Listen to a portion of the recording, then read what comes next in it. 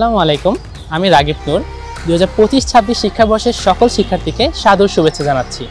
তোমাদের জন্য রয়েছে একটি বিশেষ ঘোষণা। এবছর বিজ্ঞান শাখার শিক্ষার্থীদের জন্য মেডিকো আয়োজন করতে যাচ্ছে মেডিকো স্কলারশিপ এক্সাম।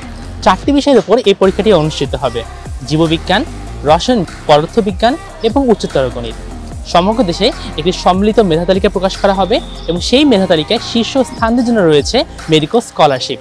তাই আর বেশি দেরি না করে তোমরা এনরোল করে ফেলো এই এক্সামটিতে এবং প্রস্তুতি শুরু করে দাও।